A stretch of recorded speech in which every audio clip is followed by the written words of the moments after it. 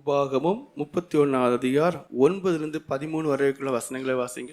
மோசே இந்த நியாய பிரமாணத்தை எழுதி அதை கர்த்தருடைய உடன்படிக்கைப்படி சுமக்கிற லேவி புத்திரரான ஆசாரியருக்கும் இஸ்ரவேலுடைய மூப்பர் எல்லாருக்கும் ஒப்புவித்து அவர்களுக்கு கட்டளையிட்டது என்னவென்றால், விடுதலையின் வருஷமாகிய ஒவ்வொரு 7ஆம் வருஷத்தின் முடிவிலே கூடார பண்டிகையில் உன் தேவனாய கர்த்தர் தெரிந்து கொள்ளும் ஸ்தானத்தில் இஸ்ரவேலர் எல்லாரும் அவருடைய சந்நிதியில் சேர்ந்து வந்திருக்கும் போது இந்த நியாய பிரமாணத்தை இஸ்ரவேல் எல்லாரும் கேட்க அவர்களுக்கு முன்பாக வாசிக்க கடவாய். புருஷர்களும் ஸ்திரீகளும் பிள்ளைகளும் உன் வாசலில் இருக்கும் அந்நியர்களும் கேட்டு கற்றுக்கொண்டு உங்கள் தேவனாய கர்த்தருக்கு பயந்து. பாருங்கள், இப்ப எல்லாரும் கேட்கறீங்க, வாசிக்கிறீங்க, ஆனா கற்றுக்கொள்ள மாட்டேங்கிறாங்க. இந்த வசனம் இப்படி சொல்லுது, நான் முரண்பாடான ஒரு வாழ்க்கை வாழுறேன். அப்ப அதை விடணும். அந்த கற்றுக்கொள்ற தன்மை தான் இல்லை. வாசிங்க. கேட்டு கற்றுக்கொண்டு உங்கள் தேவனாய கர்த்தருக்கு பயந்து. பாருங்க, தேவன் எந்த ஒரு வாழ்க்கையை விரும்புறார்? ஒவ்வொரு மனுஷனும் தேவனுக்கு பயப்படுறதை விரும்புறார், அவருக்கு பயந்து நடுங்கிறத விரும்புறார். இந்த நியாய பிரமாண வார்த்தைகளின் படியெல்லாம் செய்ய கவனமாயிருக்கும் படிக்கும் அதை அறியாத அவர்கள் பிள்ளைகளும் கேட்டு நீங்கள் யோர்தானை கடந்து சுதந்திரித்து போகிற தேசத்தில். பாருங்க, ஒருபடி மேல என்ன சொல்றாருன்னா, இப்போ மோசே இருக்கும் போது யோர்தானை கடக்கல, ஆனா அவர் நல்லாவே தெரியும் என் காலம் முடிய போகுது, இனி யோசுவா தான் நடத்துவார். நடத்தும் போது நீங்க யோர்தானை கடந்து தான் போவீங்க. கடந்து போன பிறகு நீங்க என்ன பண்ணணும்? உங்க பிள்ளைகளுக்கும் தேவனுக்கு பயப்படுறதை கற்றுக் கொடுங்கிறார். இப்ப எத்தனை பேர் தேவனுக்கு பயப்படுறதை கற்றுக் கொடுக்குறீங்க? கிடையாது. வளர்ந்த பிறகு சங்கடப்படுறீங்க, அழுறீங்க, வேதனைப்படுறீங்க, என் புள்ள சரியில்லை. முதல்ல உங்களுக்கு தேவனுக்கு பயப்படுற பயம் கிடையாது, பிள்ளைங்களை தேவ பயத்தோடு நடத்துறது கிடையாது. பிறகு வளர்ந்த பிறகு அந்த பிள்ளைங்க கெட்டு போச்சுன்னு சொல்லி நிம்மதியே இல்லாத ஒரு வாழ்க்கை வாழ்ந்துட்டு இருக்கிறீங்க.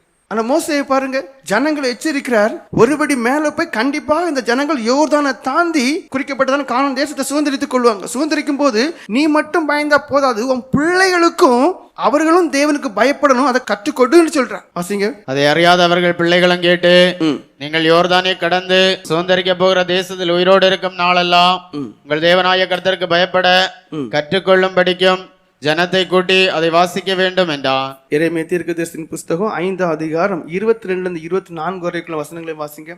எனக்கு பயப்படாதிருப்பீர்களோ என்று கர்த்தர் சொல்கிறார். அவர் மனுஷனை உருவாக்குனார், ஒவ்வொரு மனுஷனும் எப்படிப்பட்டவர்களா இருக்கணுமோ அவருக்கு பயப்படக்கூடியவர்களா இருக்கு. உங்க வாழ்க்கை நீங்க பாருங்க, எல்லாரும் எப்படி சுய புத்தியை சார்ந்த ஒரு வாழ்க்கை, யார்கிட்டையும் ஒன்றும் சொல்லக்கூடாது. வேத வசனம் குப்பை மாதிரி தான் மனசுல.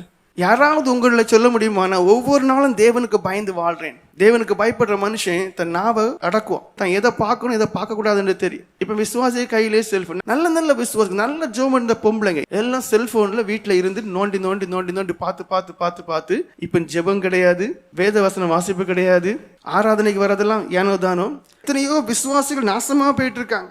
விசுவாசியுடைய பிள்ளைகள் ரெண்டத்தினே கிட்டாச்சு. ஏன்னா இப்ப செல்போன் இல்லாம முடியாது. சாப்பிடும் போதும் செல்போன் வேணும், கிச்சன்ல வேலை செய்யும் போதும் செல்போன் வேணும், எப்பவும் செல்போன் வேணும். தேவ பயம் எங்க இருக்கும்? ஒரு பயமும் இருக்காது. ரொம்ப பொல்லாத ஒரு காலகட்டத்தில் இருக்கிறோம். ஆனா வேதம் தெளிவா சொல்லுது, நீ எனக்கு பயப்பட்டு தான் ஆகணும். அப்ப நீங்க தேவனுக்கு பயப்படக்கூடியவர்களா இருப்பீர்கள், ஏன்னா செல்போனை துற போட்டு தான் ஆகணும். ஏன்? இடைவிடாமல் ஜோமன் வசனம் இருக்கு. இப்ப எங்க ஜோம் பண்ண முடியுது?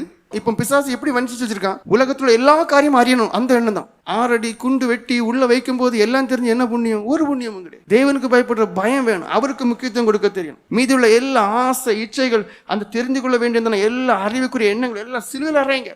பரிசுத்தரை அறிகிறதே அறிவுன்னு இருக்கு. இப்போ அதை தவிர வேற எல்லாம் அறியணும். வாசிங்க. எனக்கு பயப்படாதிருப்பீர்களோ என்று கர்த்தர் சொல்லுகிறார்.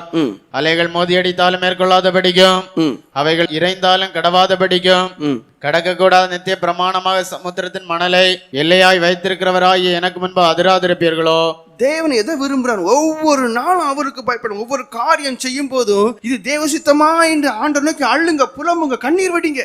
எல்லாம் செய்து முடிச்சவர் ஆண்டவரே தெரியாம செய்துன்னு சொல்லாதுங்க.